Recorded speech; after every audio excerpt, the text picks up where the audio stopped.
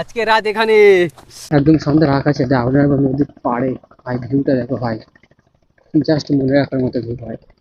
আমরা একটা আননোন জায়গাতে এসেছি, জায়গাটা খুব একটু ডেঞ্জার মতো আছে, ভয়াবহ জায়গা আছে, কিন্তু যা প্রকৃতির যে দৃশ্যটা সেটা দেখলে মন ভরে যাবে। আর এখানে আমরা আজকে রাত্রে টেন্ট করে থাকবো। এখানে টেন্ট নিয়ে আসা হয়েছে, টেন্ট এখানে হচ্ছে আমাদের খাটানো হবে, ঠিক আছে। বক্স টক্স নিয়ে আসা হয়েছে, টেন্ট করবো, এখানেই রান্না বান্না হবে, এখানেই খাওয়া দাওয়া সব কিছু হবে। তো ভিউ জায়গাটা দেখো তোমরা, ও ভাই সাহেব।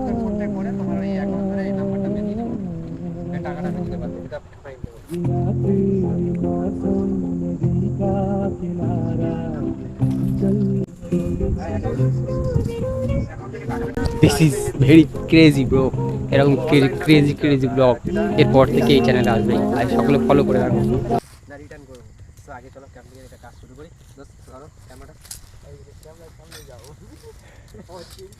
দাও ওদিকে দাও। আমাদের পুরো সেট আপ অলরেডি হয়ে গিয়েছে, তো এখন ক্যাম্পটা কমপ্লিট করা হয়েছে। তো চলো দেখেই ক্যাম্পটা কেমন করে হয়েছে।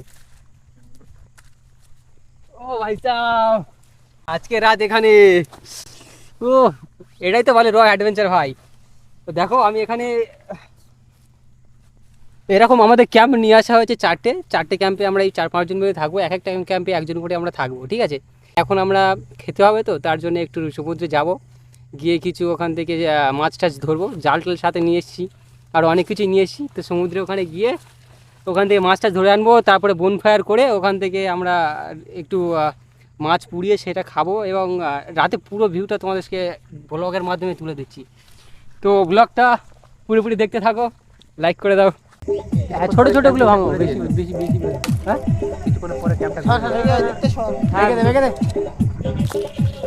শীত লাগছে তো? হ্যাঁ, হালকা হালকা শীত লাগছে। জ্যাকেট নিয়ে আসোনি কেন? দূর, জ্যাকেট নিয়ে আসতে ভুলে গেছি। বনফায়ার আছে তো, টেনশন কিসে? আমরা যেখানে যাই এইভাবে বনফায়ার আর এরকম ভাবে মজা করবো, ঠিক আছে। সো চলো।